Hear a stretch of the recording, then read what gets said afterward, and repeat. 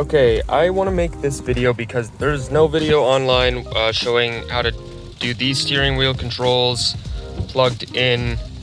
Just like any other Chinese radio unit, they're gonna have key 1 and key 2 wires. And now these are the big old harness that's coming out of the Toyota, and this is the one that I am not using, and you can buy adapters for it, to maintain the steering wheel controls. But really all you're after are these ones right here. There's a little gray wire. What you want to do is take a look here at this little thing. I've cut the wrong cables. These were the incorrect cables. That's why I was having such a hard time. You take a look here. You count.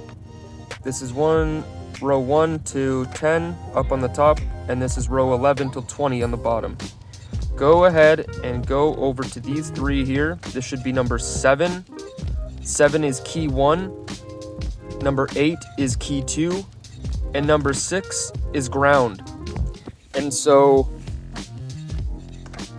basically you can cut the cables or you can splice them. You can do however you want, but basically you match key 1 into plug 7, key 2 into plug 8, and this steering wheel control ground into plug 6.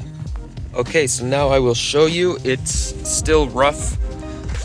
I'll tape it up and make it proper once I just make sure it's good right now. So let's go to the unit, and most of these have like steering wheel learning in it. So this is what mine looks like. It all pretty much looks the same. We're gonna have to reset it first. We use our volume up. Go to our thing. We'll push volume up, and it's turned blue now. Same thing with volume down. Click it and press volume down, and so it's saved. Right? We can use next track. Next track. We didn't get that. Okay. And previous track. It's registered, and I will use this mode button. Actually, there's a mode button here. So, okay, and now we just save it up, and it should work now. Sweet. That's awesome. Okay. Check the seeking. Yep. Right back. Mode. Okay, mode is